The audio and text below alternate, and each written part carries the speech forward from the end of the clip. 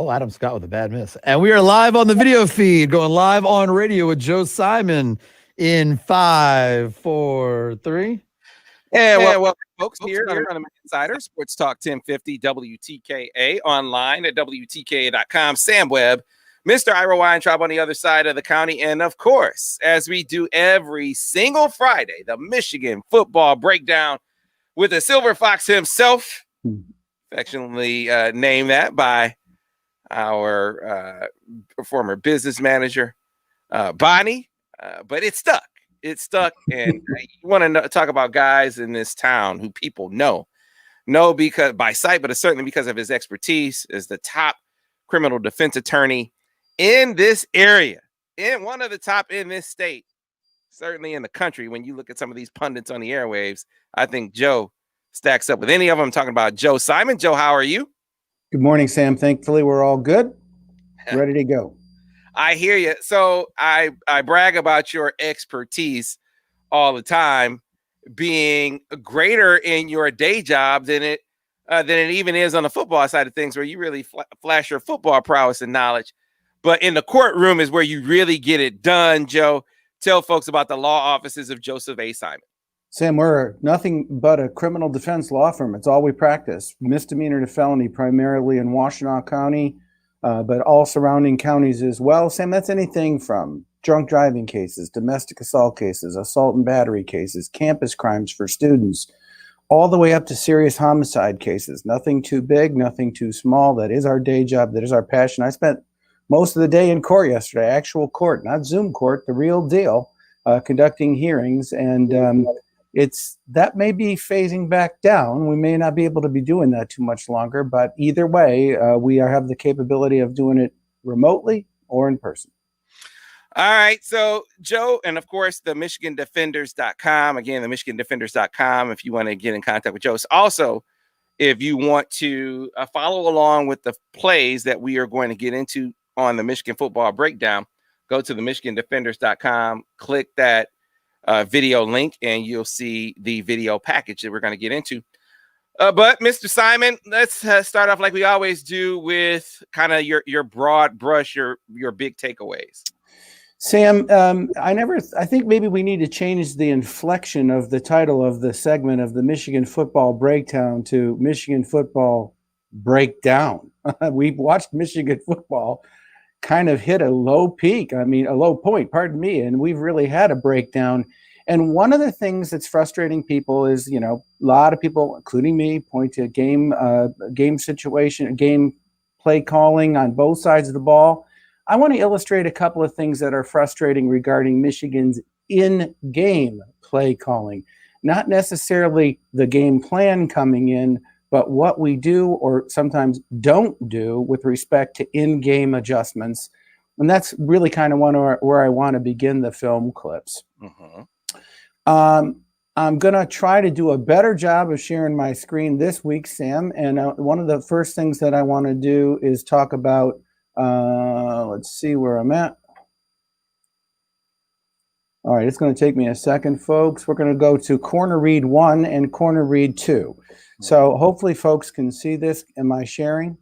Yes, you are. All right. So look, Sam, this is early on in the game. And this is a good, I think, point about what we do, or better stated, what we don't do in game. In the first 2 possessions that Michigan had, which were not successful possessions, on first down, Indiana brought the corner right after he made a quick read into the backfield. And I've highlighted that here, and I want folks to see on snap. That's where I'm going to stop it right there. This is not a read on the play. The corner's coming on snap. Why do I find that significant? That indicates to me that he really has a good understanding of what we're likely to do. And this ends up going through, and the corner comes in, makes a tackle, kind of in the backfield. We lean forward for another play. Now, why do I find that significant? I'm gonna bring the next one, which is corner read 2. In corner read 2, we have this is our second possession of the game, and I want to illustrate this again. And on snap, we haven't handed the ball or anything. The corner comes in addition to other people being in our backfield. Then these result in negative plays. Yeah. Go ahead, Sam. Yeah. These are, I feel like this is another example of seeing some things in week one that we just are not seeing right now. And these two plays that you just showed are indicative of that. Sam, here's what bothers me about this. I believe well-coached teams can really kind of adapt quickly. And when you have a corner shooting like that, particular and game situation down and distance, that really sets up an opportunity for a bait play. How about we bring this receiver right here? How about we play action and throw to the vacated area? I mean, if that's what the corner is going to be doing, somebody in somebody's headset upstairs should be saying, Coach, they're bringing the corner on first down or on second down when we A, B, and C. Let's throw over the top of that. That's what kind of bothers me about that. It's not just that other players do a good job of scouting us. It's what we don't do in response to that. And I don't think these are complicated things, especially when we're getting to the line of scrimmage early and have the ability to look back to the line or to the sideline to make any adjustment. So a couple of things stick out to me.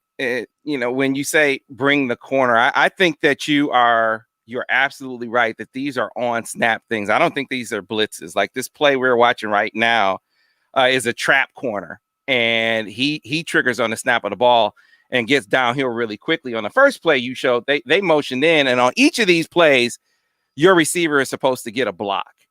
And in each instance, they absolutely whiffed. Now I couldn't see who it was. Ronnie Bell on this. It was Ronnie Bell, and that's really tough. It's when you look at the second play you showed, which is Roman Wilson, who's a freshman.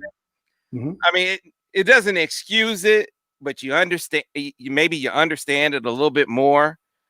But the second play that you showed with it being Ronnie Bell, especially, I mean, the receiver blocking, and it's something that I talked about in a complimentary way in game one. So did I. Yeah, we got to this week, and you watched this game, and the two plays you showed are examples of it. These are examples of guys that you block the man in front of you. I mean, these are literally guys in front of you, and if you can't make that block, players are going to get blown up. Now, to your point, can you kind of tailor a plan to how aggressive they are being on the corner? Sure, but within the context of these particular plays, I don't think it's I don't think that it's out of line to expect your receiver to be able to get a block right there. Sam, I don't disagree with that at all. I'm saying as a coach, if you're not getting those blocks, and you're quite correct. I mean, I'll just emphasize what you're talking about. Ronnie Bell misses the block right here.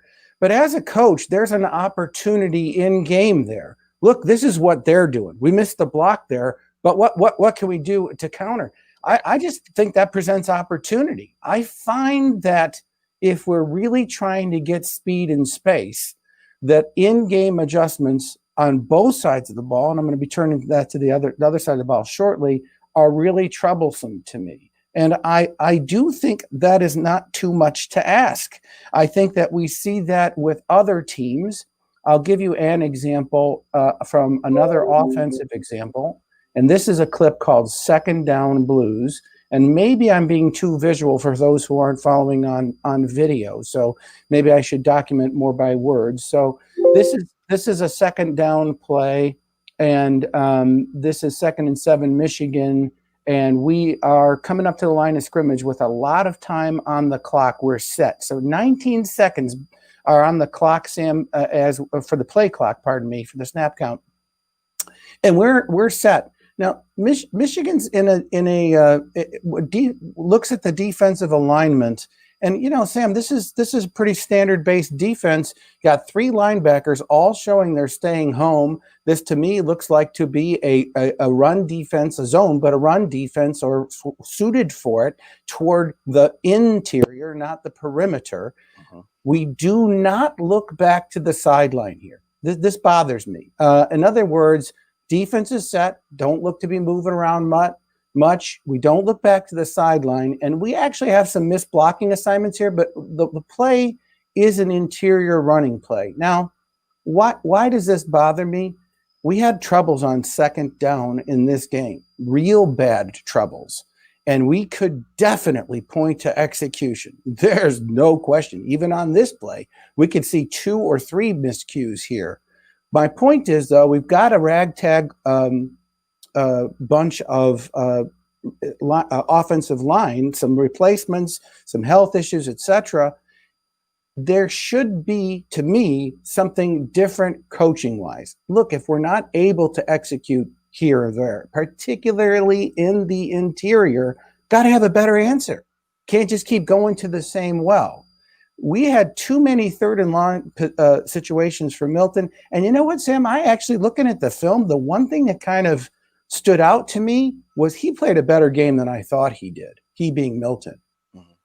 Yeah, this is one of the things that I think that moving forward, they need to adjust to. If they can't run traditionally, because this is a play that, man, you got all these defenders accounted for. They got 7 men in the box. You got 7 blockers. It's a duo, and I don't see a single guy get off his block to get to the second level to account for shooting linebackers. And to your point, this is an example of maybe an example of having so many new pieces, new and inexperienced pieces in the fold. And if you can't run in the traditional sense, are there ways, and this is something I'll be looking at in this game, are there ways to augment the run game with add-ons, with tags and add-ons and ways? Run controls is what I call it. I got run controls. I've been calling them add-ons. Some of the guys I watch film with call them run controls, but bubbles, screens, swings, things that get the ball on the perimeter, which of course Indiana did a good job against those too. But to your point, Joe, what has better odds for success for them has to be an assessment. Is it running inside where they've had a lot of trouble, or is it getting some skill guys on the flanks and hoping that your receiver blocking gets back up to the level that it was in week 1? I think the latter probably has a greater likelihood of success or for success. And that's something that I'll be looking for in this game coming up on Saturday. You know what's funny about that, Sam? Both of us complimented that the wide receiver screen game in game 1. And we both pointed to the wide receiver blocking. And I even quipped at how critical I was of our running those plays last year, because I didn't think we were good at it. And I was so encouraged after game 1, like, wow, we've improved. But it seems to have been virtually abandoned in the last 2 games, both Michigan State and here. And I find that interesting. I mean, there's a reason for it. I don't know what the reason for it is, but I think it's a little ill-advised. And the second thing is, even the replacement line of scrimmage, they did a pretty good job in pass protection in this game. And it wasn't perfect, but for makeshift and replacement, I thought they did a pretty fine job there, enough to create. I mean, look at all the downfield passing opportunities we had in this game, and even in the misses, like the overthrow to Ronnie Bell. I mean, they did a pretty decent job, and I think we should have taken more advantage of that. All right, we got to get to a break. We'll pick things up on the other side here on the Michigan Insider. Of course, you want to follow these videos. Let's go to the MichiganDefenders.com. We're also live on the stream over on YouTube, the Michigan Insider YouTube page, WTK.com, Twitter, and Facebook Live. Back with more Michigan football breakdown here on the Michigan Insider on Sports Talk 1050 WTK. The Ticket. Clear on the radio. Yeah, I think that it's going to be imperative, for them in this game with as physical, as Wisconsin is in the trenches, as big and physical as they are. Especially if Jalen Mayfield and Ryan Hayes don't play, to try. Now, again, Indiana was blowing up some of their perimeter stuff too. So I don't want to make it sound like, for some of the plays that I watched them throw it out to the perimeter and watch those get snuffed out. Exactly. That happened. But if you're gonna get blown up either way, I'd take my chances more on the perimeter than I would inside with the guys that they have in there right now. And I totally agree with that. But did you notice the absence of that in the Michigan State game as well? I mean, it's not just Indiana. It seems like there was a decided removal of that game from it was noticeable. Yeah, I think it has a lot to do with the way that these teams have started to play them. And while they aren't getting ideal looks for that, and I get that, I think if you're going to force something, that's what you force. Because the odds of those guys making a play on the perimeter and making a solo block, I just think are greater than what we see on the inside. Like you said, way too many losses on first and second down put them in some poor third down situations. Oh gosh, they were often the result of just complete blow-ups in the run game. Yeah. You got to find a way to augment that. Got to find a way to augment your run game. And I'm curious to see what that's going to look like this week, because I'd be surprised if we saw Jalen Mayfield and Ryan Hayes in this game. So again, I don't want him. And just like when we say play more zone, look, don't sit here and listen to me on this segment talk about them getting on the perimeter. Like, I think that's going to be this wildly successful thing that is going to be the elixir. I just think it has a chance to take a little bit of the pressure off of Joe. I still think that whatever success they have is going to be on Joe's arm and legs. What it boils down to. Well, there's no question. Back on radio in about 45 seconds, guys. You have to expand what you're doing. And I agree that is the expansion they need to do, because right now they're just too limited. They can't establish anything they want to establish. I like the term you use, add-ons. I think that's perfect. You got to have some add-ons. And I don't know. It's really going to be they're in a kind of a no-win position this week. I mean, if you beat a hapless, quote unquote, Wisconsin, depleted, didn't practice, etc., or you get smoked, either way, you're going to be judged maybe not fairly. So what? Give me the W. Get the W. Get the W. All right, guys, back in about 15. You won't be able to hear it because of some licensing rules on YouTube, but we are going to come back with the birthday song, Sam. Okay. Oh, Luke. And you can ask Joe all about it when it's playing, when we're coming back. Stand by, guys, for radio.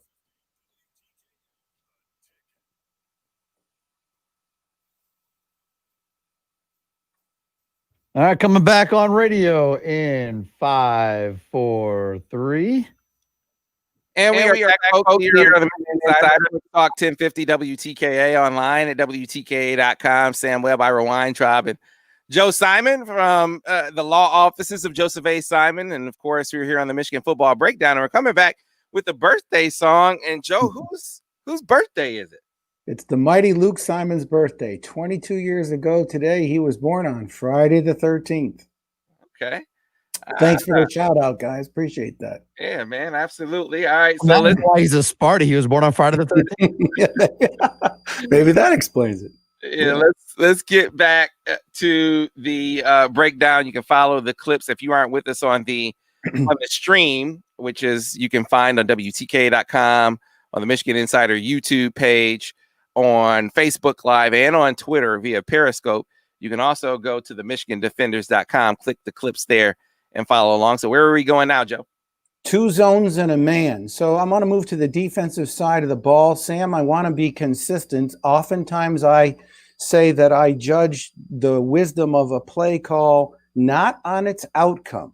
So I put this whole series in, a defensive series, which was a 3 and out. How rare was that for us on Saturday? So this is a successful 3 and out performance, but yet I'm not, like we've talked about before, if a junk basketball shot goes through the net, I don't think that makes the shot selection a good shot selection. Similarly, in football, I feel the same way.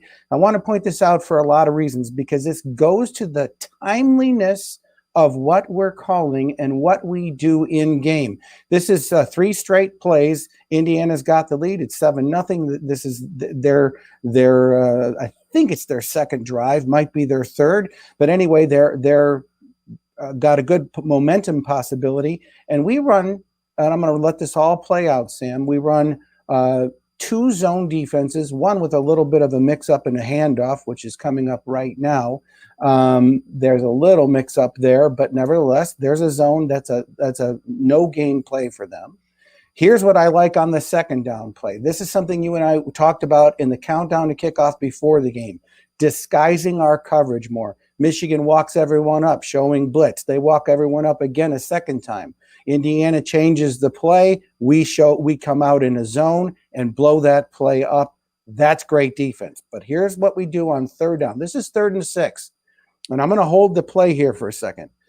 We end up getting off the field, so this ends up being successful, but I don't like anything here. And here's what I mean by that. In game situation, this is an ill-advised thing to do. When we did it in the game more thorough in the future of the game, we got more burned by it, but doesn't matter to me. I just don't get it. So here we're showing everyone coming up to the line. We have McGrone almost making another offside. So here's what I want to do. I want to highlight McGrone, and I'm also going to highlight when he almost jumps. But look, with 16 seconds left, we're showing a man defense. If we bring a McGrone, we're going to have an empty area in the middle of the field.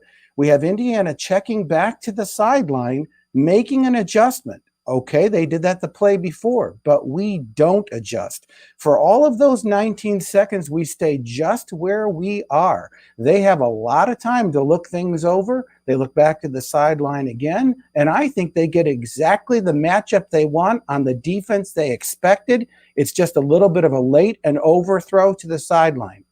Now, they had a man-to-man matchup against the guy who's been getting picked on a lot.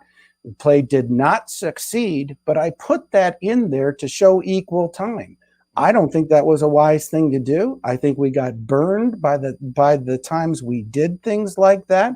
And in game situation, I just don't understand how the first two plays were called well and disguised, especially on second down, and then we had that on third down. Yeah, this is an interesting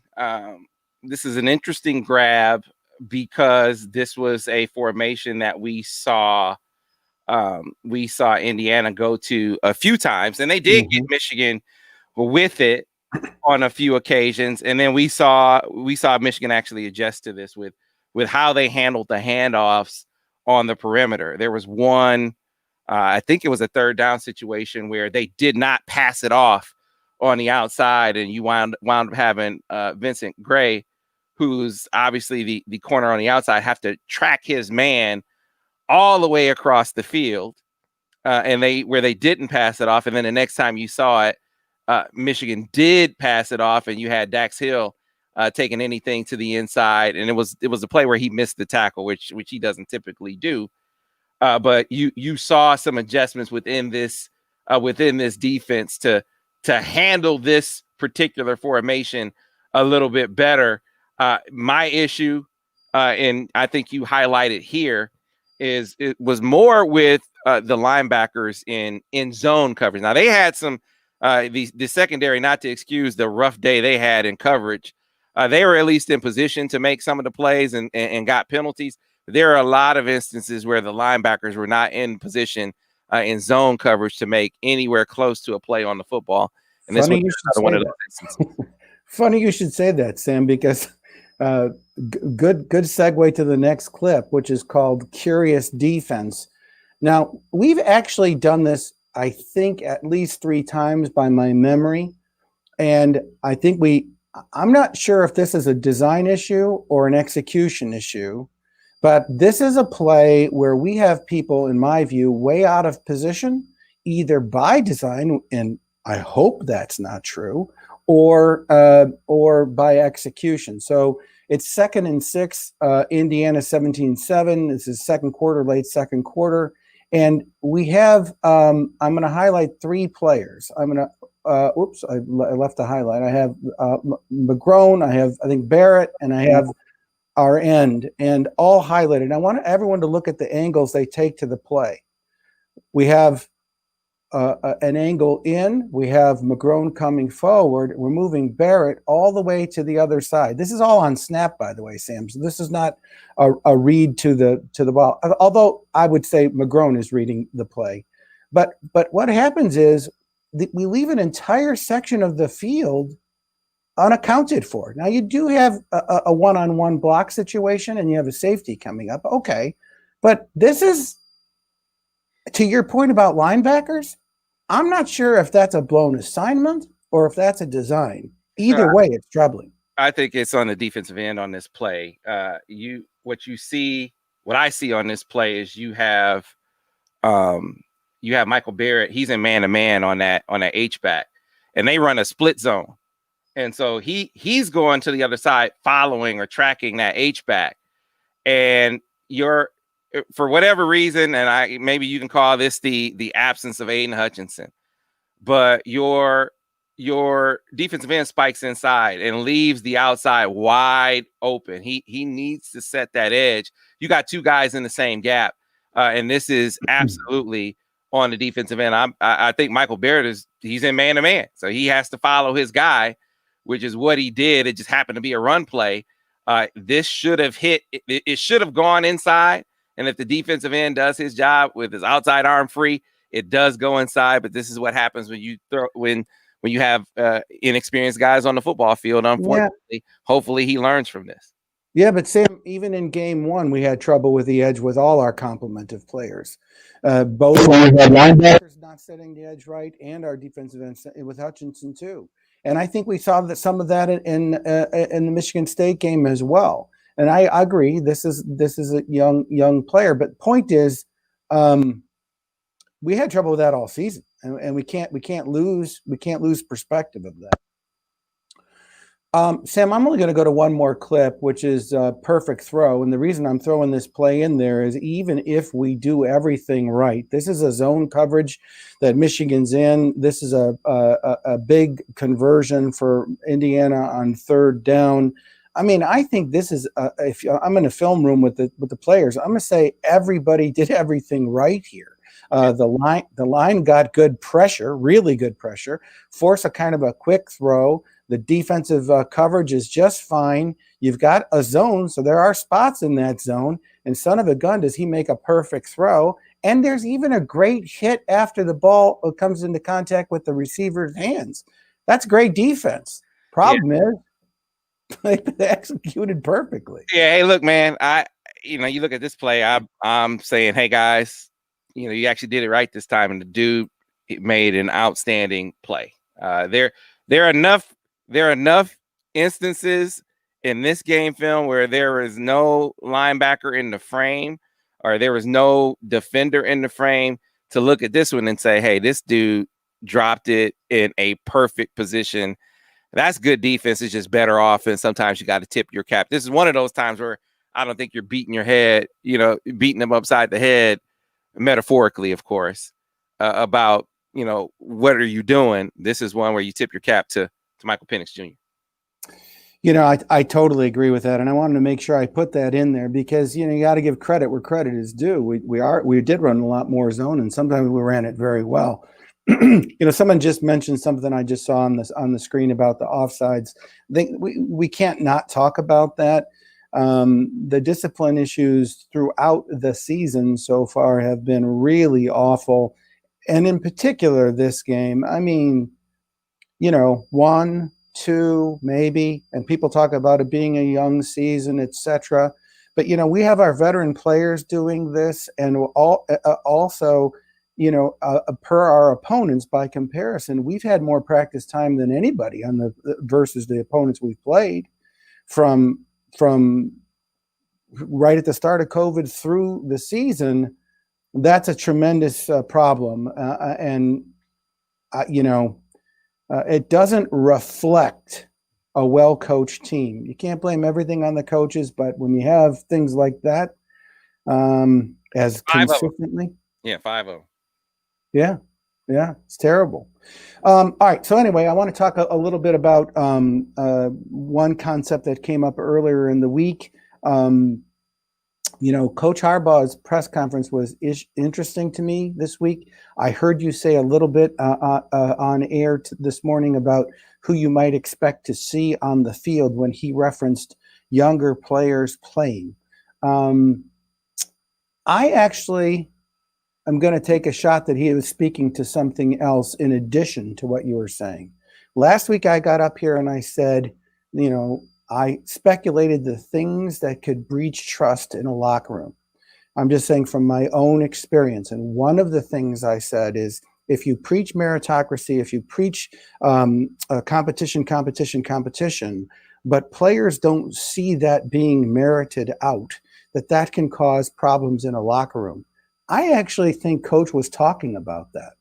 I actually think Coach was saying, you know what, I'm going to recognize some people who've probably earned the right to be on the field that are not, he didn't say it this way, my interpretation, that are not necessarily happy. And I'm not talking about the players themselves. Sam, if players do see that happening, it's not just the player who's not getting on the field who's upset. It's the team. If somebody is the best receiver on the field in practice, but doesn't see the field in the games, players see that. And I don't know, but I am interpreting what Coach Harbaugh was saying as more that than anything else.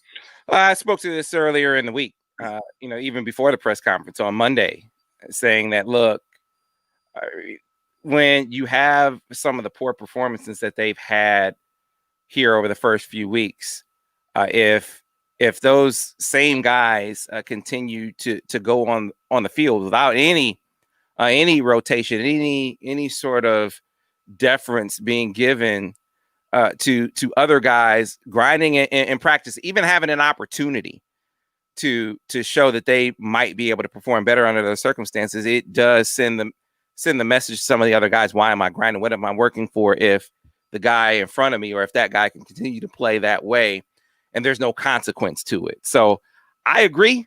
As I said, even before that press conference, I think it, from a morale standpoint, is important to give other guys opportunity, not to give, to allow for other guys to have opportunities when you have performances as poor as they've been at certain positions. Just to see. I mean, if a guy is showing that he just is not earned even the opportunity in practice, you can't just throw a guy out there willy-nilly, right? You got to see some evidence in practice that they are ready to go out there and compete. But the reason why I highlighted DJ Turner is because we saw him on special teams last week. So, he was a guy that they had talked about in practice before the season, a guy they had talked about in practice last season before the injury. We didn't see him in the first couple of games. I assume that's injury related. But if he's back on the field and he's jamming the gunner on special teams, then damn it, let's see him jam a receiver. Let's see him jam a receiver within the defense. I think with some of what we've seen out there, they're to the point where if they don't do that, to your point, you get some issues with some other guys wondering, what does it take to even get an opportunity? I really think that is a potential explanation for why we are seeing that people have been questioning the team's effort. I wouldn't quite phrase what I see that way. They look like they're not giving, effort. I mean, Ronnie Bell comes off the sideline and he's showing the fire. Where's the rest of that in the team? I wouldn't quite say that it's an effort issue, but I think that type of thing in a locker room can reflect the brotherhood and the mentality and the culture that you want to hit the field with. Those are the things that I see that seem to be absent. Now, we saw it after game one. There was some confidence and renewal and, okay, we're on the right track. We're doing what we need to do. But when they hit some adversity in game two, I don't want to say withdrawal, I don't want to say retreat, but you saw a haplessness. That's the word I used before on air, that no answer and a team culture response that we all wanted to have seen that we didn't see. Well, I talked about this too earlier in the week, Joe, saying, hey, this is one of those times where I really don't care if you're a captain or not.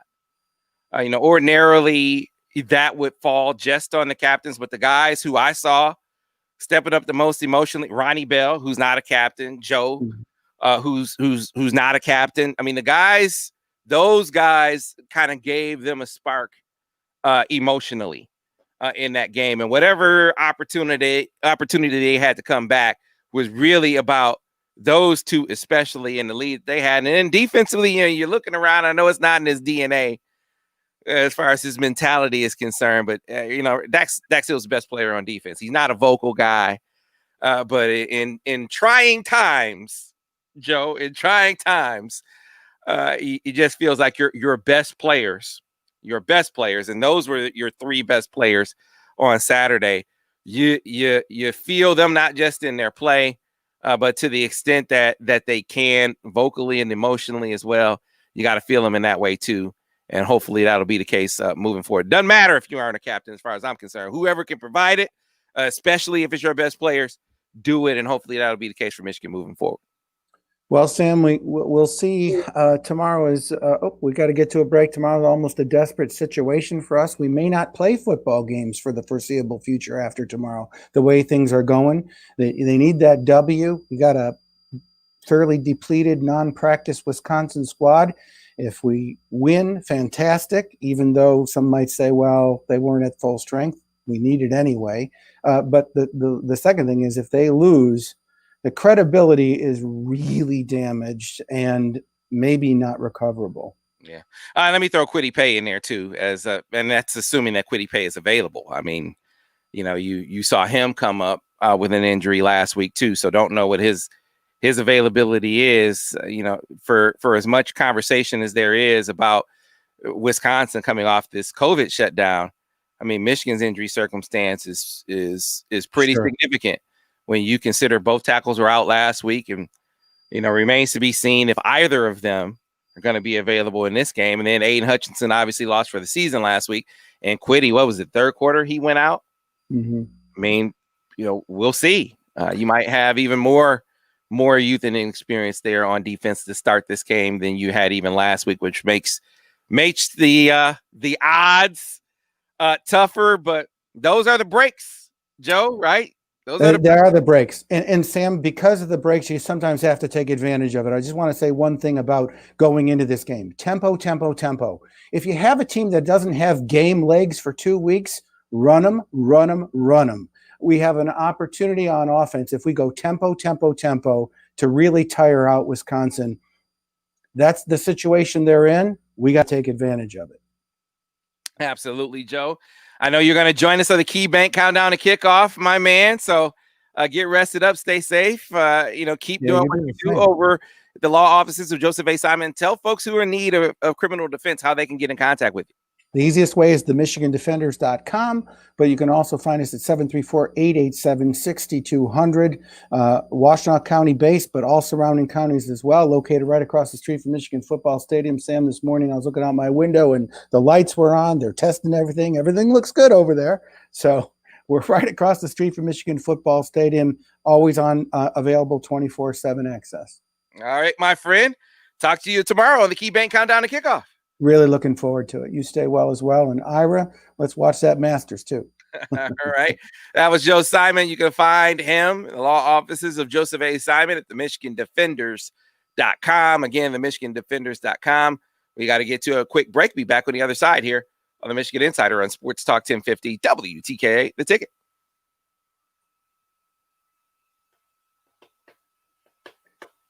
Thank you so much, Sam.